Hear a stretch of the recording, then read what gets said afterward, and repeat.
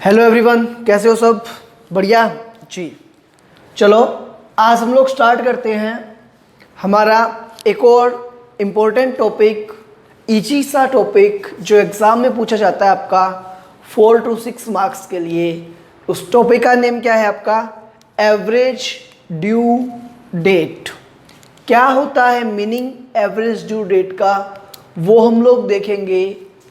किस किस टाइप के जो ट्रांजेक्शन्स हैं वो इसके अंदर कवर होते हैं वो हमें देखना है। किस तरीके से हमारी वर्किंग्स रहती है, क्या क्या टर्मिनोलॉजी यूज आती है और कहाँ पे ये है यूजफुल, ये सारी चीज़ें हमें इस चैप्टर के अंदर देखनी हैं। तो आपका मॉड्यूल का page number 6.128 average due date. तो बात करें सबसे पहले एवरेज ड्यू डेट की। तो क्या होता है भाई एवरेज ड्यू डेट?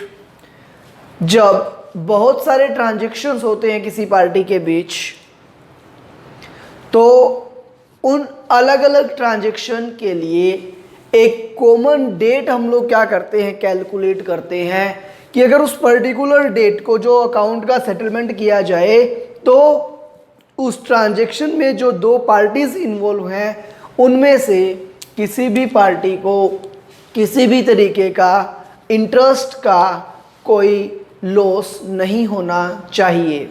हम लोग इस तरीके से एक डेट कैलकुलेट करेंगे, एक डेट निकालेंगे कि अगर उस डेट को जितना पेमेंट बताया गया उतना पेमेंट कर दिया जाता है तो दोनों में से किसी भी पार्टी को क्या ना हो, इंटरेस्ट का लॉस ना हो। ऐसी डेट को नाम क्या दिया जाता है? Average due date. ठीक है। यूनिट ओवरव्यू क्या क्या देखना है हमें इसके अंदर? For calculation of interest on drawings कहाँ कहाँ यूज आती है आपकी average due date? Interest on drawings calculate करने के काम आती है। Where amount is lent in various instalments, जब आप अमाउंट देते हो उधार कैसे अलग अलग इंस्टॉलमेंट्स के अंदर और वापस लेते हो सिंगल इंस्टॉलमेंट में। और where amount is lent in one instalment, जहाँ पे आप अमाउंट एक इंस्टॉलमेंट में देते हो और जो आपका पैसा है वो क्या है, टुकड़ों में धीरे धीरे वापस आता है। Calculation of due date. Average due date के अंदर एक कॉन्सेप्ट आपका यूज आता है भाई ड्यू डेट का। ड्यू डेट की कैलकुलेशन कैसे करोगे या फिर ड्यू डेट क्या होती है? जब हम लोग एवरेज ड्यू डेट पढ़ेंगे तो हमारे सामने दो वर्ड आएंगे, एक तो ड्यू डेट और एक आएगा मैच्योरिटी डेट। ड्यू डेट क्या होती है, मैच्योरिटी डेट क्या होती है, इन दोनों में डिफरेंस क्या होता है? तो पहली चीज, ड्यू डेट का मतलब क्या है?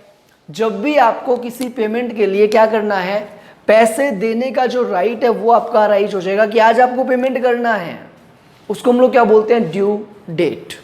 सेकंड वन क्या है आपका? Maturity date. तो आपने एक टर्म देखी होगी बिल ऑफ एक्सचेंज चैप्टर के अंदर, बिल्स रिसीवेबल्स, बिल्स पेबल। इन सब के अंदर क्या होता है सर, ये जो हमारी चीज़ें हैं नेगोशिएबल इंस्ट्रूमेंट्स, इनके लिए जो पीरियड है वो प्लस हम लोग क्या करते हैं, एडिशनल डेज ऐड करते हैं, 3 डेज, जिसको हम लोग क्या बोलते हैं? Grace days. जब हम लोग ड्यू डेट के अंदर ये 3 ग्रेस डेज ऐड कर देते हैं तो जो डेट निकल के आती है उसको हम लोग बोलते हैं मैच्योरिटी डेट। पेज नंबर 6.129 पे देखो, कैलकुलेशन ऑफ ड्यू डेट क्या है? इफ बिल्स और invoices payable on a specific date, तो जो आपकी स्पेसिफिक डेट है वही क्या हो जाएगी? आपकी ड्यू डेट हो जाएगी, मैच्योरिटी डेट हो जाएगी। बट अगर क्या है, at stated number of months days after date, तो क्या करना पड़ेगा आपको? तो फिर हमें सर जो भी डेट आएगी, जैसे मान लो 1 जैन को आपने कोई बिल लिया 3 मंथ्स का, तो 3 मंथ्स ऐड करोगे 1 जैन में, 1 फेब, मार्च, अप्रैल, 1 अप्रैल प्लस 3 डेज ग्रेस के 4 अप्रैल क्या आती है? उसकी मैच्योरिटी डेट कहलाती है। ये चीज़ें हमें इस चैप्टर के अंदर डिस्कस करनी है। इंट्रोडक्शन देखते हैं जल्दी से। इन ए बिजनेस एंटरप्राइज क्या होता है? A large number of receipt and payment by and from a single party में occur at different point of time. एक दो पार्टी के बीच में अलग अलग टाइम पे क्या होता है, अलग अलग रिसिप्ट और पेमेंट के ट्रांजेक्शन्स जो हैं वो होते रहते हैं। To simplify the calculation of interest involved for such transactions, the idea of average due date has been developed. तो बोले कि ये सब जो चीज़ें चल रही हैं इनको ख़त्म करो। भी अलग अलग ट्रांजेक्शन हो रहे हैं, कितने ट्रांजेक्शन पे अलग अलग इंटरेस्ट की कैलकुलेशन करेंगे, तो हम लोग क्या करते हैं, एक ऐसी कॉमन डेट निकाल लेते हैं कि जहां तक किसी भी ऐसी डेट जिसपे किसी भी पार्टी को किसी भी टाइप के इंटरेस्ट का कोई भी लॉस ना हो रहा हो। ठीक है जी।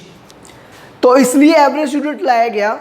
Where a person owing several amounts due on different dates desires to pay the total amount payable by him or her on a particular date, so that neither the debtor nor the creditor stands to lose or gain anything by way of interest, that date is known as average due date। क्या बताया गया कि ऐसी date जिस date पे ना तो debtor को ना ही क्रेडिटर को किसी भी तरीके का क्या ना हो, इंटरेस्ट का लॉस ना हो, ऐसी डेट को हम लोग क्या बोलते हैं, ऐसी डेट को हम लोग बोलते हैं एवरेज ड्यू डेट। अब मान लो क्या हुआ, अगर जो डेटर है आपने जो डेट निकाली उसके बाद में पेमेंट करेगा तो क्या होगा, तो उतने दिन का वो इंटरेस्ट हमें अलग से पे कर देगा। अगर वो पहले कर रहा है तो क्या, तो फिर वो कुछ डिस्काउंट आपसे क्लेम करेगा, जिसको हम लोग क्या बोलते हैं, जिसको हम लोग रिबेट बोलते हैं। ठीक है। Average due date is weighted average of due dates of various transactions where amount of each transaction is used as weight. The unique feature of this approach is that the party making payment neither suffers any loss। जो party payment कर रही है उसको किसी भी तरीके का कोई भी गेन और लॉस नहीं होगा, किस चीज का, इंटरेस्ट का। Average due date is generally used in the following circumstances. वो कौन कौन से सर्कमस्टांसेस है जहां पे आपका एडीडी जो है वो काम में लिया जाता है। First, for calculating interest on drawings of partners, for settling accounts between principal and agents, for settling contra accounts, for example where parties sell goods to each other, or for making lump sum payment against various bills drawn on different dates with different due dates। ये वो cases हैं जहां पे आपकी ADD जो है वो work करती है।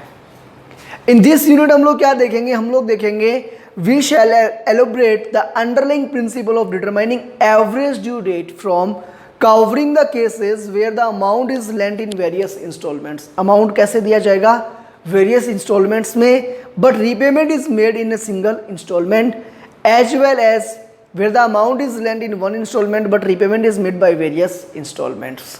या तो क्या होगा, repayment single installment में और पैसा क्या दिया गया अलग अलग installment में, या फिर अलग अलग इंस्टॉलमेंट में रीपेमेंट आ रहा है और पैसा क्या एक सिंगल इंस्टॉलमेंट में दिया गया। The technique of average due date is also useful for calculating interest on drawing made by proprietors और partners of a business firm at several point of times.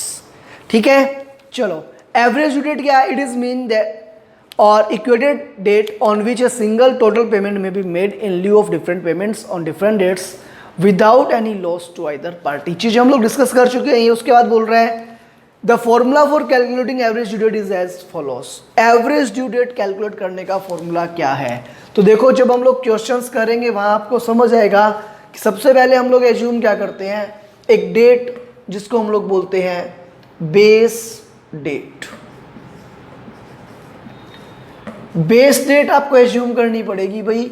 जब भी आपको नंबर ऑफ ट्रांजेक्शन्स दे रखे हैं उसमें से कोई भी एक डेट क्या करोगे आप, बेस डेट एज्यूम कर लोगे, प्लस और माइनस, जिसके अंदर प्लस और माइनस होगा किसका, total of products, total of products divide by total of amount.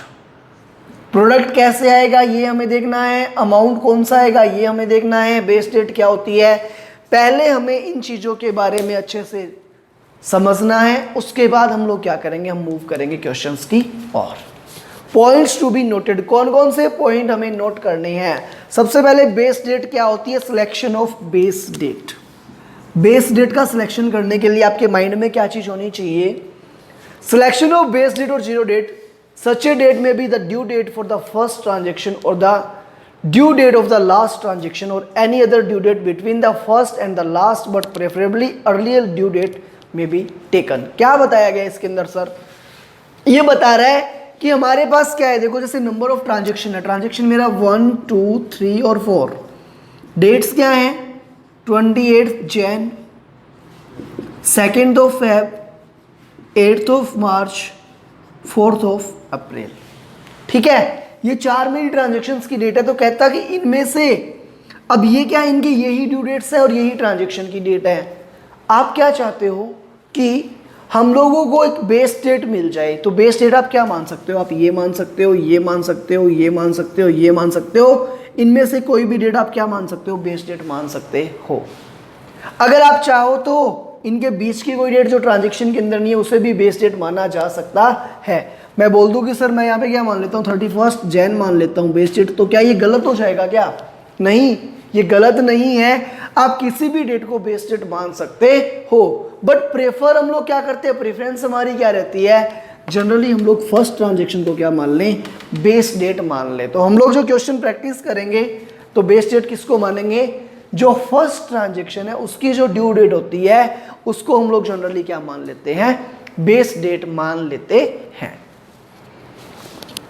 उसके बाद सेकेंड पॉइंट क्या है आपका, while ascertaining the number of intervening days plus or minus between the base date and the due date of each transaction, ignore the first date and include the last day। तो जैसा हमने account current वाले chapter में भी देखा और भी हम लोग नॉर्मली देखते हैं क्या, कि जब भी डेज की कैलकुलेशन करनी है तो जिस दिन ट्रांजेक्शन हुआ वो वाला डे या फिर लास्ट वाला, दोनों में से एक दिन हमें क्या करना होता है, इंक्लूड करना होता है, और एक हम लोग क्या करते हैं, एक्सक्लूड करते हैं।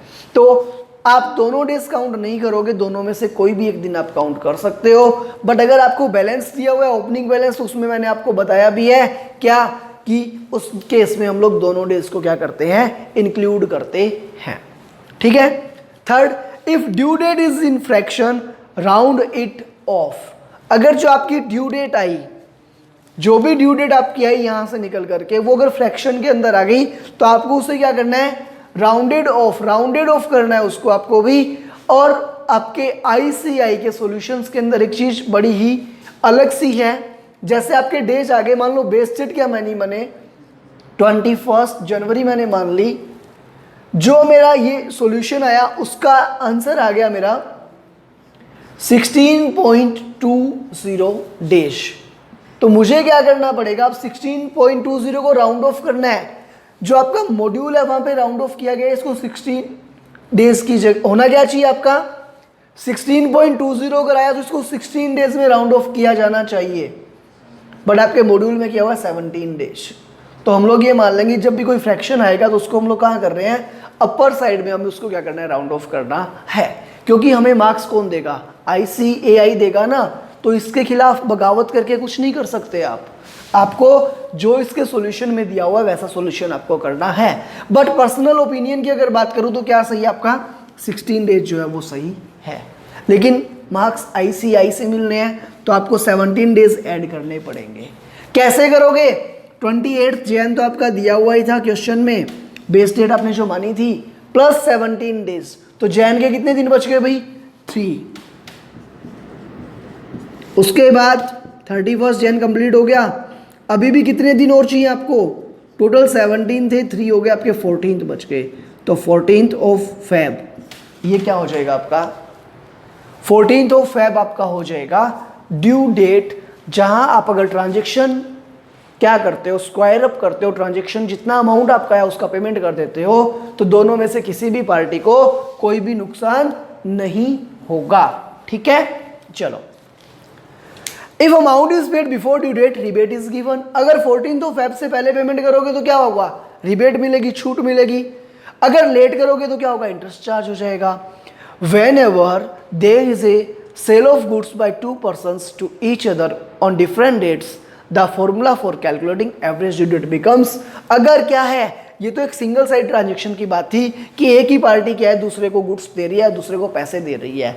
बट अगर ये आपस में क्या करते हैं, ट्रांजेक्शन एक दूसरे को बेचता है, दूसरा वापस खरीदता है। मैं बेच रहा हूँ कोई गुड्स किसी और को, कोई और मैं उसी से क्या कर रहा हूँ, कुछ दूसरा कोई गुड्स परचेज कर रहा हूँ। तो अगर इस तरीके से हमारे बाइंग सेलिंग के ट्रांजेक्शन्स होते हैं तो फिर जो फॉर्मूला वो चेंज क्या हो जाएगा आपका, फॉर्मूला चेंज होकर बन जाएगा आपका base rate as it is रहेगी, टोटल ऑफ प्रोडक्ट की जगह क्या आ जाएगा, डिफरेंस ऑफ प्रोडक्ट, और टोटल ऑफ अमाउंट की जगह क्या आ जाएगा, डिफरेंस इन अमाउंट्स। ठीक है, प्रोवाइडेड दैट क्या कि बेस डेट आपने दोनों के लिए क्या ले रखी हो, सेम ले रखी हो। अगर बेस डेट सेम नहीं है तो आप इस चीज को अप्लाई नहीं कर पाओगे। ठीक है, चलो कॉन्सेप्ट ऑफ ड्यू डेट और date of maturity. The due date of a bill of exchange invoice is the date when the amount of bill or invoice is payable by the drawee creditor to drawer or debtor। कहते हैं जी date of maturity का मतलब क्या है, ये कह रहे हैं यहाँ पे बिल्स ऑफ एक्सचेंज के अंदर जिस डेट को पेमेंट करना है उसको हम लोग बोलते हैं due date. Calculation of due date after taking into consideration days of grace. A bill of exchange or promissory note measures on the date on which it falls due, and every promissory note or bills of exchange other than those payable on demand or at sight or permanent presentment falls due on the third day after on which it is expressed to be payable। बोल रहे जी वो छोड़ दो जो demand पे payable है। तो अगर आपको क्वेश्चन में कुछ भी नहीं लिखा हुआ तो आप यही मानोगे कि डिमांड पे पेबल नहीं है। तो अगर आपके क्वेश्चन के अंदर आपको कोई प्रोमिसरी नोट या बिल्स ऑफ एक्सचेंज के लिए कुछ बोला हुआ है तो क्या करोगे, जिस डेट को आपने दिया उसमें जितने मंथ का वो है वो ड्यूरेशन या जितने डेज की ड्यूरेशन है वो ऐड करोगे, वो आ गई आपकी ड्यू डेट। फिर उसके अंदर आप क्या करोगे, 3 डेज और ऐड कर दोगे। जो 3 डेज और ऐड करेंगे उसको हम लोग क्या बोलते हैं, ग्रेस डेज। वो ग्रेस डेज ऐड करने के बाद ड्यू डेट में अगर आप ग्रेस डेज ऐड कर दोगे तो जो डेट आएगी निकल के उसको हम लोग क्या बोलते हैं, डेट ऑफ मैच्योरिटी। ठीक है, क्या बोलते हैं उसको, डेट ऑफ मैच्योरिटी। तो समझ आया, नॉर्मली कोई ट्रांजैक्शन अगर आपका है तो ड्यू डेट और मैच्योरिटी डेट सेम होती है, बट अगर किसी ट्रांजैक्शन के अंदर प्रोमिसरी नोट है, bills of exchange, BP, BR वगैरह कुछ दिया हुआ है तो वहां पे क्या होगा, ड्यू डेट के अंदर जब हम लोग ग्रेस डेट ऐड कर देंगे तो सर निकल के आता है हमारा date of maturity. Example given है, देखो, बिल डेटेड 30 सितंबर is made payable 3 months after date. Bill कब दिया भाई, 30 सितंबर को, और मैच्योरिटी पीरियड कितना है, 3 months का sir.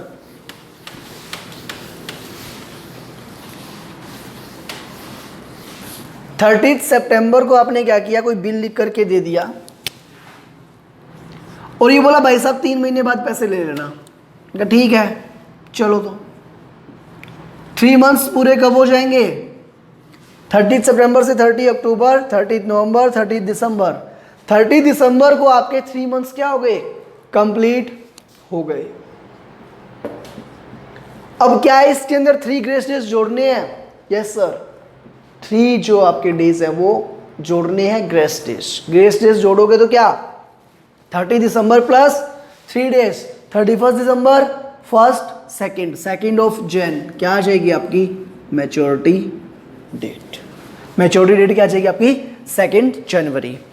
A note dated 1 January is payable 1 month after sight is falls due on 4th of Feb। ये एग्जांपल्स दिए हुए हैं कि अगर 1 जनवरी को आपने कुछ लिखा 1 महीने का है तो 1 जनवरी से 1 Feb 1 month और 1 Feb से 3 डेज जोड़ दोगे तो क्या आएगा 4th of Feb। Calculating due date of bills और note payable few months after date और साइट। तो ऐसे ही कुछ एग्जांपल्स हैं, देखो, when bill is made payable at a sight stated number of months after date और आफ्टर साइट और after certain events then the period stated shall be held to terminate on the date of the month which corresponds with the day on which the instrument is dated. कहता जो date आपकी है अगर वो same date next month में नहीं आ रही, last date अगर वो है आपका, तो उस मंथ की जो लास्ट डेट है वो आपकी मान ली जाएगी। जैसे मान लो कोई बिल मैंने लिखा 31 जनवरी को और 1 month के लिए लिखा, तो 1 month कंप्लीट कब होगा, 31 Feb को, वो तो कभी आनी नहीं, तो बिल कभी मैच्योर ही नहीं होगा, ऐसा नहीं, ऐसा नहीं। उस केस के अंदर हम लोग क्या मान लेंगे, 1 month कंप्लीट कब हो जाएगा, 28 या 29 Feb, जो भी उस ईयर की लास्ट डेट होगी फेब की, वहां पे वो जो टाइम पीरियड है वो पूरा हुआ मान लिया जाएगा। देखिए,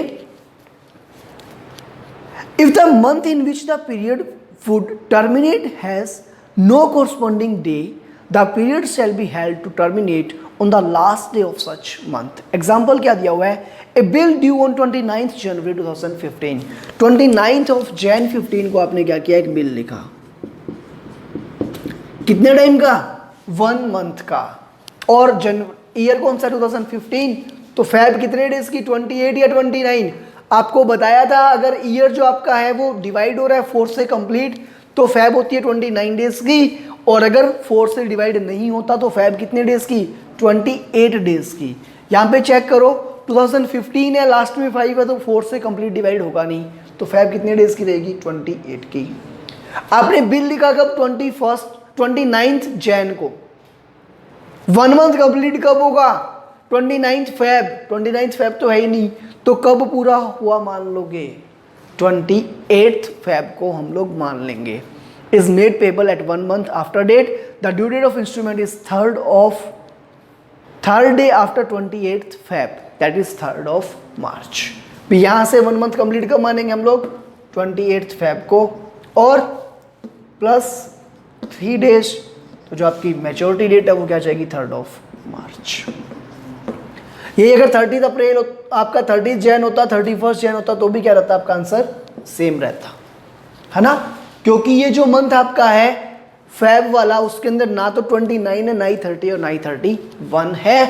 आपको जिस भी डेट को आपने ट्रांजेक्शन किया वहां से 1 मंथ ऐड करना है, और 1 मंथ ऐड करने के बाद क्या करना है? 3 ग्रेस डेज आपको ऐड करने होते हैं. नेक्स्ट टॉपिक है आपका calculation of due date when the maturity day is a holiday. Calculation of due date when maturity date is a holiday. देखो स्कूल में आप लोग पढ़ते थे ना, जाते तो थे, पढ़ते थे नहीं पढ़ते थे वो बात की बात है. स्कूल जाते थे, टीचर क्लास के अंदर टेस्ट अनाउंस करता था. टीचर ने आपको बोल दिया कि आपका टेस्ट है. कब है टेस्ट? फ्राइडे को. फ्राइडे को आपका टेस्ट है भाई, ठीक है. फ्राइडे को क्या आपको पता है? पहले से छुट्टी है. आपको पहले से पता है क्या है? छुट्टी है. तो आप क्या बोलोगे? सर फ्राइडे को क्या है? फ्राइडे को तो छुट्टी है. तो टीचर क्या बोलेगा? पहले से जब पता है कि अगर पहले से इस दिन छुट्टी है तो हम लोग क्या करते हैं? पहले वाले दिन टेस्ट आपका कंडक्ट हो जाता था. लेकिन क्या हुआ? आप लोगों को पता नहीं था फ्राइडे को छुट्टी है. आप फ्राइडे को भी स्कूल चले गए, आप थर्सडे को स्कूल से आए और आपको पता नहीं था कि फ्राइडे को छुट्टी है. अब टेस्ट कब होने वाला है? फ्राइडे को क्या हुआ? हमारे कोई एक्स प्राइम मिनिस्टर या एक्स प्रेसिडेंट साहब की होगी डेथ, उसके कारण क्या हो गया? सडन हॉलीडे या इमरजेंसी हॉलीडे. तो हमें 2 चीजें सीखनी है यहां पे. क्या? एक तो प्री डिक्लेयर्ड हॉलीडे,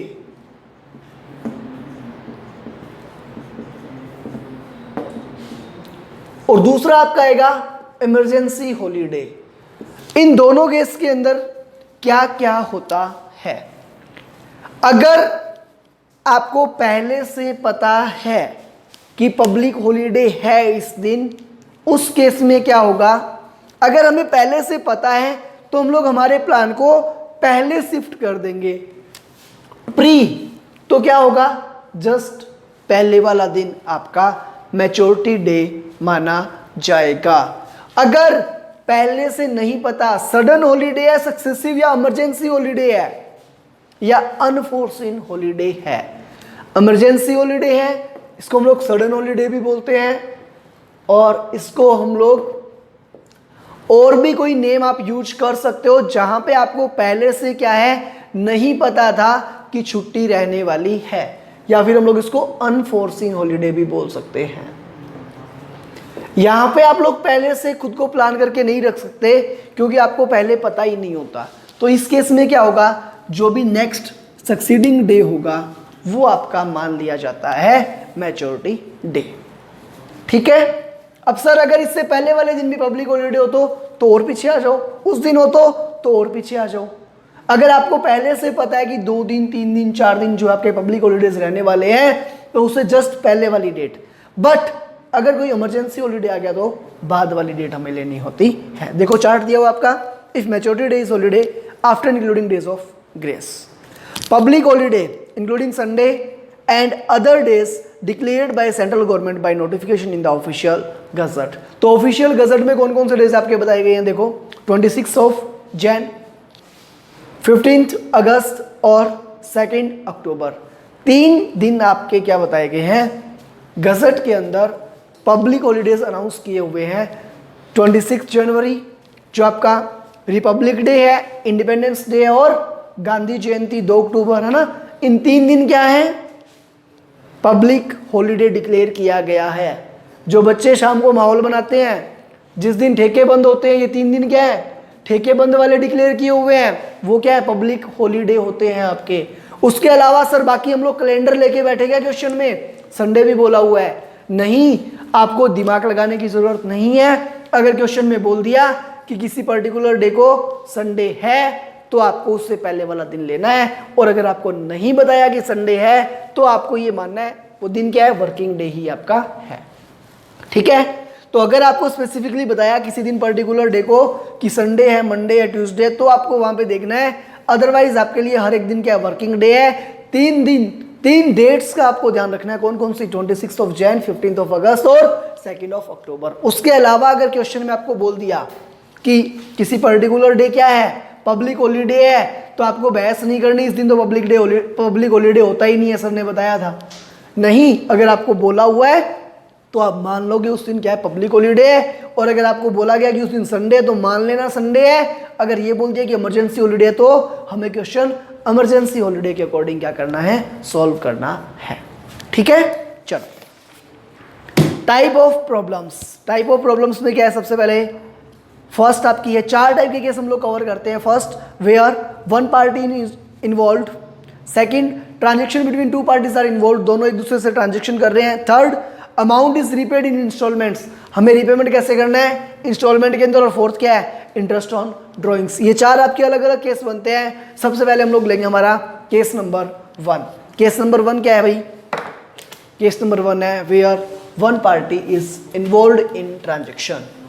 फर्स्ट क्या आपका case, one party is involve in transaction. जो भी ट्रांजेक्शन आप कर रहे हो उसके अंदर केवल एक ही पार्टी क्या है, इन्वॉल्व है। इलस्ट्रेशन नंबर 1 हम लोग डिस्कस करने वाले हैं। इसके लिए जो स्टेप्स आपके हैं वो जो बताए गए वो देख लो क्या क्या है।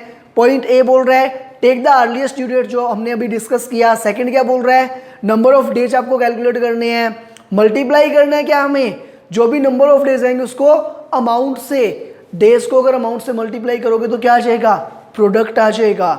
और हम लोग टोटल करेंगे किसका, प्रोडक्ट का और अमाउंट का। प्रोडक्ट के टोटल को डिवाइड करेंगे किससे, अमाउंट के टोटल से, जो वैल्यू आएगी उसको ऐड कर देंगे हम लोग इसमें बेस डेट के अंदर, तो ये हमारी निकल करके आ जाएगी, क्या निकल के आएगी सर, हमारी एवरेज ड्यू डेट, है ना। चलो किस तरीके से करना है क्वेश्चन देखते हैं जल्दी से, आप लोग समझ जाओगे। इलस्ट्रेशन नंबर 1,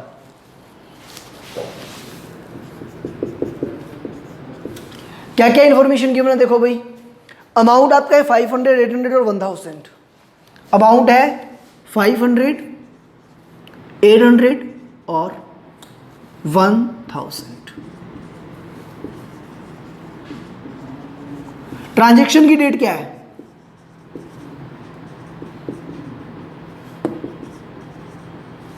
ट्रांजैक्शन की डेट गिवन है आपको 3 जुलाई, 2 अगस्त, 11 सितंबर। 3 जुलाई, 2 अगस्त, 3 जुलाई, 2 अगस्त, 11 सितंबर।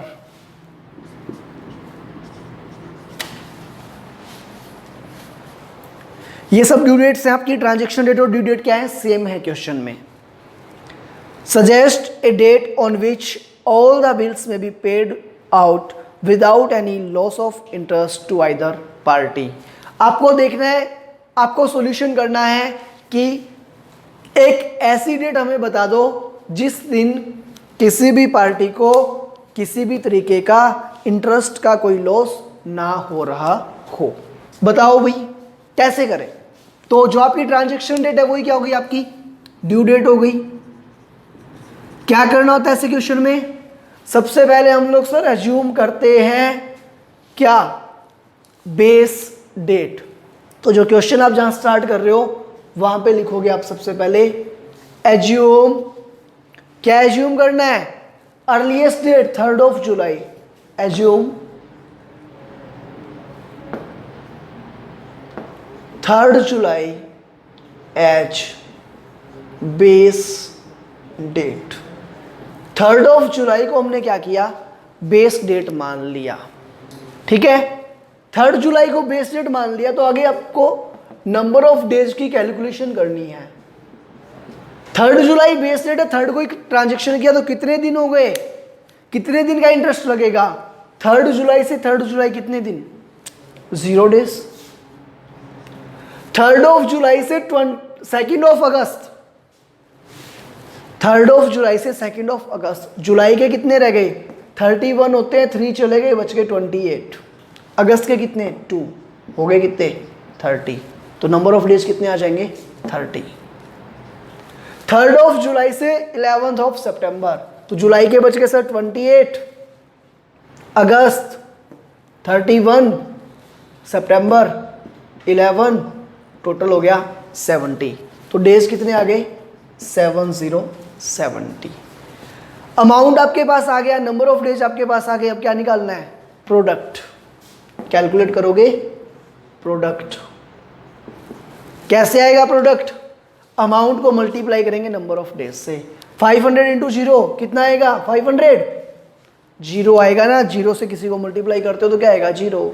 नेक्स्ट क्या है? 800 इंटू 30, 24,000। 70 इंटू 1000, 70,000। याद करो formula, average due date is equals to, formula क्या था? Average due date ADD is equals to base date. Base date में हम लोग प्लस और माइनस करते हैं क्या?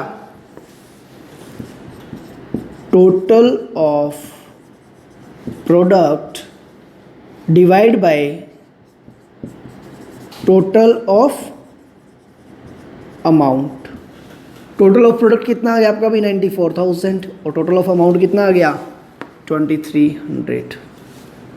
बेस डेट क्या है? बेस डेट थी सर हमारी 3 जुलाई, तो आप लिखोगे 3 जुलाई प्लस और माइनस। अब क्या है? सारे फिगर्स आपके पॉजिटिव हैं, तो माइनस तो रहने दो, केवल प्लस बच गया। टोटल ऑफ प्रोडक्ट कितना?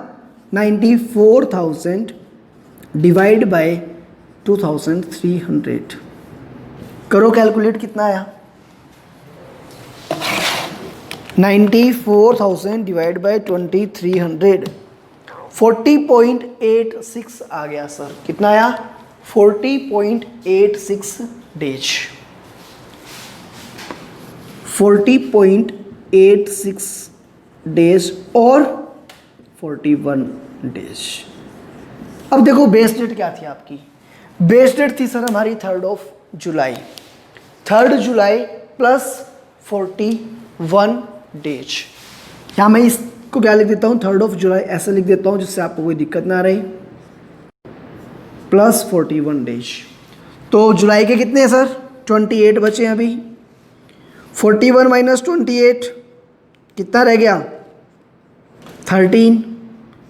13th ऑफ अगस्त आ गई सर हमारी maturity, sorry due date. Due date क्या आ गई आपकी? 13th ऑफ अगस्त। 3 दिन ग्रेस के और जोड़ने हैं क्या? नहीं, वो केवल आपको कहाँ जोड़ने होते हैं? जब हम लोग ड्यू डेट कैलकुलेट कर रहे होते हैं, वहां पे ये जो हमारी डेट आई, ये फाइनल डेट आ गई 13th ऑफ अगस्त। अगर ये पर्सन 13th ऑफ अगस्त को पेमेंट करता है तो कोई दिक्कत नहीं है, किसी भी पार्टी को किसी भी तरीके का इंटरेस्ट का कोई नुकसान नहीं होगा। अगर ये 13th के बाद करेगा तो इसे इंटरेस्ट का पेमेंट करना चाहिए, और अगर ये 13 अगस्त से पहले करते हैं तो इनको कुछ रिबेट मिलनी चाहिए, जो कि आगे कुछ पॉइंट्स में आपको बताई गई है। रीड कर लेना, समझ आपको आ जाएगा। अब हम लोग देखते हैं हमारा illustration number 2। The following amounts are due to X by Y. Due to X by Y. X मांगता है पैसे किससे? वाई से। वाई देगा पैसे। Y wants to pay off Y कहता है मेरी इच्छा है, मैं या तो पैसा दूंगा 18 मार्च को, या फिर मेरे पास फिर कई दिन पैसे नहीं होंगे, मैं कब दे दूंगा, 14 जुलाई को दूंगा। Interest rate of 8% per annum is taken into consideration. Interest rate क्या गिवन आपको, 8%। ओके, नीचे कुछ ट्रांजेक्शन्स आपके, ड्यू डेट्स कब कब की है वो, और उसके बाद क्या बोला गया, determine the amount to be paid in A and in B. सबसे पहले क्या करना है क्वेश्चन के अंदर, ट्रांजेक्शन की डेट आपको गिवन है, मेंशन करोगे ट्रांजेक्शन की डेट। फर्स्ट टास्क क्या रहेगा हमारा, सबसे पहले हम लोग लिखेंगे sir date of transactions. Date of transactions के बाद अगर कोई बिल वगैरह कुछ है तो हमें निकालनी पड़ती है क्या, ड्यू डेट, देन हमारा अमाउंट रहता ही है, फिर नंबर ऑफ डेज, और उसके बाद क्या जाता है निकल के, प्रोडक्ट। बात कर रहे हैं हम लोग इलस्ट्रेशन नंबर 2 की, ये आपकी है date of transaction. Transaction date क्या है देखो भाई, स्टार्टिंग से 10th ऑफ जनवरी आपकी, और अमाउंट कितना है, अमाउंट है 500 रुपीज़ का। उसके बाद नेक्स्ट क्या आपकी 26 जैन, अमाउंट कितना है 1000 रुपीज़ का। नेक्स्ट 23 मार्च,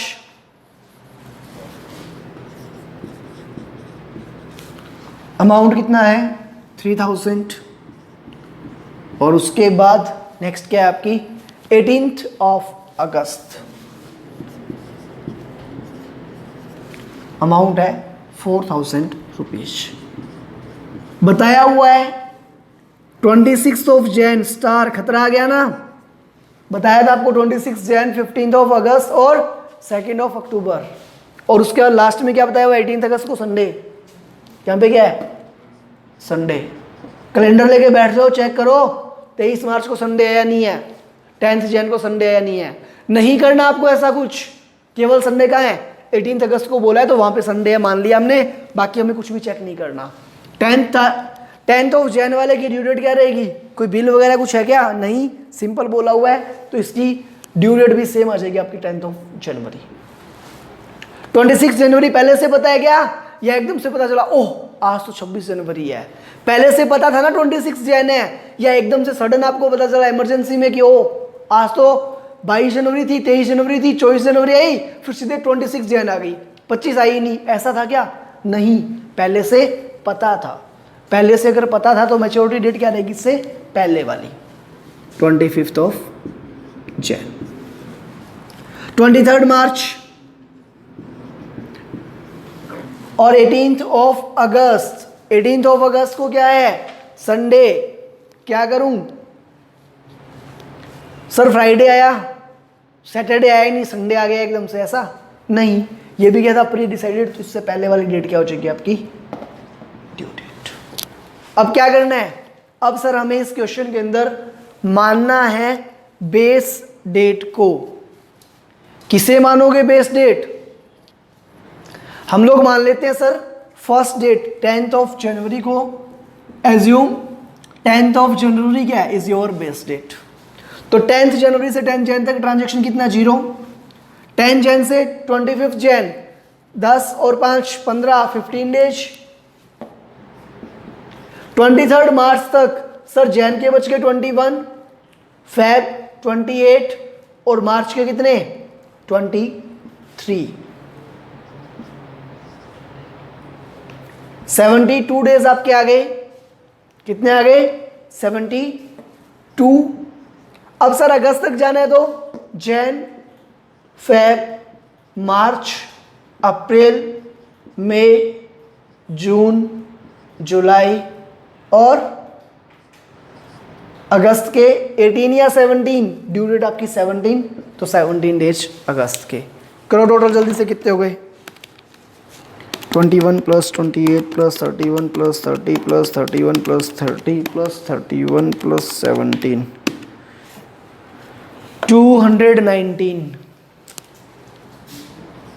अब क्या करना है मल्टीप्लाई कर दो जल्दी जल्दी, 0 15,000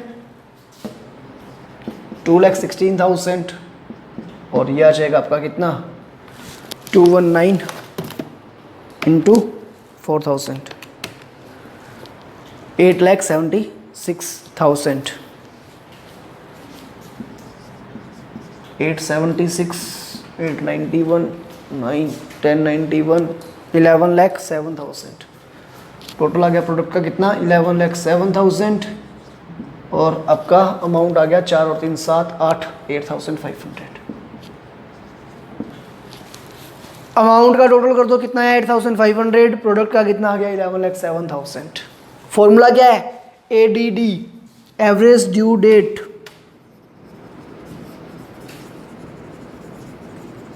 is equals to base date plus और minus sigma product divide by sigma amount total of product divide by total of amount base date क्या आपकी 10th of Jain plus product कितना है 11,07,000 divide by 8,500 11,07,000 divide by 8,500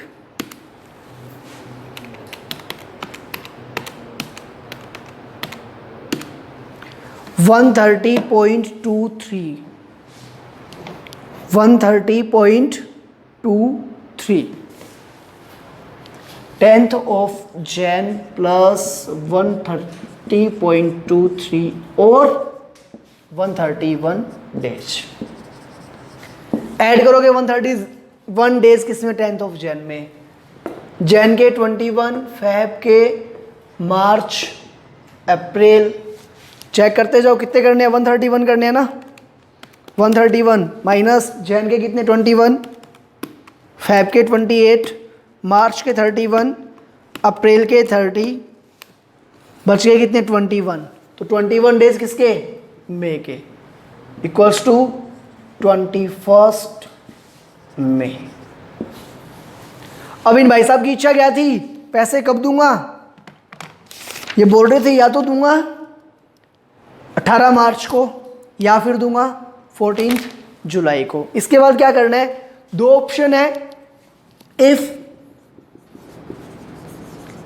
payment is made on 18th मार्च अगर 18th मार्च को payment करेंगे तो normally पैसे कितने मांगे जा रहे हैं 8,500 बोले भाई साहब पैसे दे रहा हूं आपको पहले दे रहा हूं तो क्या चाहिए रिबेट किस रेट से 8% से चलो अमाउंट कितना 8,500 का और रिबेट की रेट हमें पता है 8%।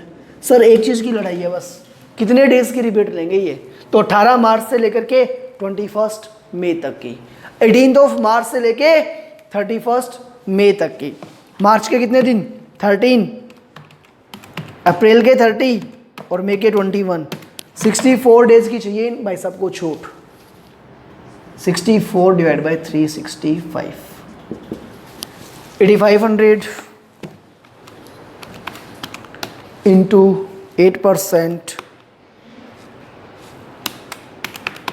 इंटू 64 डिवाइड बाई 365 डिस्काउंट चाहिए इनको 119.23 का ये बोलते 8,500 रुपीज़ मांग रहे हो ना बोले हाँ तो रिबेट दे दो कितने की 119.23 तो मैं अगर आपको पैसा दूंगा ना 18th ऑफ मार्च को तो कितना दूंगा 8,380 8,500 माइनस 119.23 यह है आपका 8,380.77